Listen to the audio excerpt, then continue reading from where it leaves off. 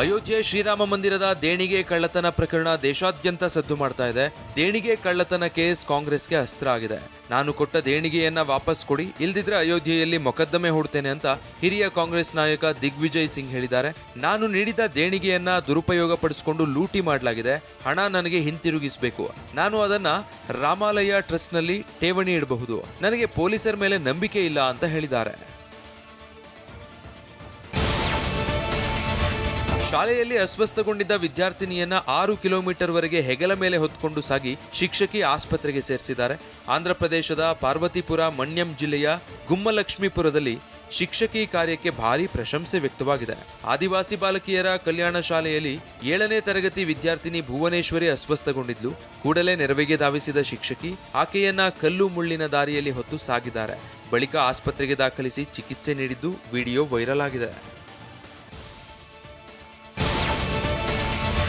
ಪತಿಯನ್ನ ಕೊಲೆ ಮಾಡಿ ಶವವನ್ನ ಮನೆಯ ಬಾತ್ರೂಮ್ನಲ್ಲಿ ಪತ್ನಿ ಹೂತಿಟ್ಟಿದ್ದಾಳೆ. ಉತ್ತರ ಪ್ರದೇಶದ ಆಗ್ರಾದಲ್ಲಿ ಬೆಚ್ಚಿ ಬೀಳಿಸುವ ಘಟನೆ ನಡೆದಿದೆ. ಕೊಲೆ ಮತ್ತು ಸಾಕ್ಷ್ಯ ನಾಶಪಡಿಸುವ ಸಂಚಿನಲ್ಲಿ ಯಾರಾದರೂ ಭಾಗಿಯಾಗಿದ್ದಾರೆ ಎಂದು ಪೊಲೀಸರು ತನಿಖೆ ನಡೆಸಿದ್ದಾರೆ. ಬಾತ್ರೂಮ್ ಅಗೆದು ಮೃತದೇಹ ಹೊರತೆಗೆಯಲಾಗಿದೆ. ಪತಿ ನಾಪತ್ತೆ ಆಗಿದ್ದಾರೆ ಎಂದು ಪತ್ನಿ ದೂರು ನೀಡಿ ಕಳ್ಳಾಟ ಆಡಿದ್ಲು. ಪೊಲೀಸರ ತನಿಖೆ ವೇಳೆ ಕೃತ್ಯ ಬಯಲಾಗಿದೆ.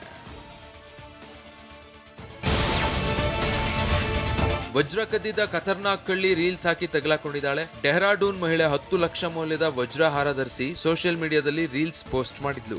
ರೀಲ್ಸ್ ಮೂಲಕ 1 ವರ್ಷದ ಹಿಂದಿನ ಆಭರಣ ಕಳ್ಳತನ ಪ್ರಕರಣ ಬಹಿರಂಗಗೊಂಡಿದೆ. ಮನೆಗೆಲಸ ಮಾಡ್ತಿದ್ದ ವಿಮಲಾ ದೇವಿ 2 ವಜ್ರದ ಉಂಗುರಗಳು ಮತ್ತು ಚಿನ್ನದ ಸರ ಮತ್ತು ವಜ್ರದ ಪೆಂಡೆಂಟ್ ಕದ್ದು ಕಾಲ್ಕಿತ್ತಿದ್ಲು. ವಜ್ರದ ಆಭರಣ ಹಾಕೊಂಡು ರೀಲ್ಸ್ ಮಾಡಿ ಇದೀಗ ಲಾಕ್ ಆಗಿದ್ದಾಳೆ. ಬಾಯ್ ಫ್ರೆಂಡ್ಗೆ ವಿಡಿಯೋ ಕಾಲ್ ಮಾಡಿ ಗೃಹಿಣಿ ಆತ್ಮಹತ್ಯೆ ಮಾಡಿಕೊಂಡಿದ್ದಾಳೆ. ಹೈದರಾಬಾದ್ನ ಹೋಟೆಲ್ ಕೋಣೆಯಲ್ಲಿ ರೇಣುಕಾ ಎಂಬಾಕೆಯ ಶವ ಪತ್ತೆಯಾಗಿದೆ. ಯುವತಿ ವಿವಾಹಿತಳಾಗಿದ್ದು ಆಕೆಗೆ ಒಂದು ಮಗು ಸಹ ಇತ್ತು. ರೆಸ್ಟೋರೆಂಟ್ ಹಾಗೂ ಪಬ್ನ ಉದ್ಯೋಗಿಯಾಗಿದ್ದ ರೇಣುಕಾ ಹೈದರಾಬಾದ್ನ ಲಂಗರ್ ಹೌಜ್ ಪ್ರದೇಶದಲ್ಲಿರುವ ಹೋಟೆಲ್ಗೆ ವ್ಯಕ್ತಿಯೊಂದಿಗೆ ಬಂದಿದ್ಲು. ರಾತ್ರಿ ಸುಮಾರು 10:30ಕ್ಕೆ ಆ ವ್ಯಕ್ತಿ ಹೋಟೆಲ್ನಿಂದ ಹೋಗಿದ್ದು ಬಳಿಕ ರೇಣುಕಾ ಶವ ಪತ್ತೆಯಾಗಿದೆ. ಪೊಲೀಸರು ಸ್ಥಳಕ್ಕೆ ಆಗಮಿಸಿ ಪರಿಶೀಲನೆ ನಡೆಸಿದ್ದು ತನಿಖೆ ನಡೆಸುತ್ತಿದ್ದಾರೆ. ಅಮೆರಿಕದ ಮಹಿಳೆ ಭಾರತದಲ್ಲಿನ ವೈದ್ಯಕೀಯ ಸೌಲಭ್ಯದ ಬಗ್ಗೆ ಪ್ರಶಂಸೆ ವ್ಯಕ್ತಪಡಿಸಿದ್ದಾರೆ. ಭಾರತದಲ್ಲಿ ನೆಲೆಸಿರುವ ಅಮೆರಿಕನ್ ಮಹಿಳೆ ಲಿಜ್ ಇನ್ಸ್ಟಾಗ್ರಾಂನಲ್ಲಿ ರೀಲ್ಸ್ ಹಾಕಿದ್ದಾರೆ. ಅಮೆರಿಕದಲ್ಲಿ 85,000 ರೂಪಾಯಿ ಬೆಲೆಯ ಮಾತ್ರೆ ಭಾರತದಲ್ಲಿ ಕೇವಲ 35 ರೂಪಾಯಿ ಅಂದಿದ್ದಾರೆ. ಭಾರತಕ್ಕೆ ಹೋಲಿಸಿದ್ರೆ ಅಮೆರಿಕದಲ್ಲಿ ನಮ್ಮನ್ನ ದರೋಡೆ ಮಾಡಲಾಗ್ತಾ ಇದೆ ಅಂದಿದ್ದಾರೆ. ಭಾರತವು ಇತರೆ ದೇಶಗಳಿಗಿಂತ ಕಡಿಮೆ ಬೆಲೆಗೆ ಔಷಧಿಗಳನ್ನು ತಯಾರಿಸಲು ಹೆಸರುವಾಸಿಯಾಗಿದೆ ಅಂದಿದ್ದಾರೆ.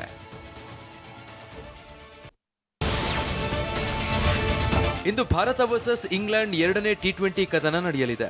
5 ಪಂದ್ಯಗಳ ಈ T20 ಸರಣಿಯಲ್ಲಿ 2ನೇ ಪಂದ್ಯ ಇಂಗ್ಲೆಂಡ್ನ ಸ್ಟ್ರೆಟ್ಫೋರ್ಡ್ ಮೈದಾನದಲ್ಲಿ ನಡೆಯಲಿದೆ.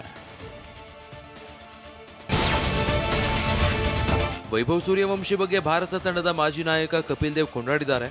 ಸಚಿನ್ ತೆಂಡೂಲ್ಕರ್ ಮತ್ತು ವಿರಾಟ್ ಕೊಹ್ಲಿಗೆ ಇದ್ದ ಪ್ರತಿಭೆ ವೈಭವ್ ಸೂರ್ಯವಂಶಿಗಿದೆ.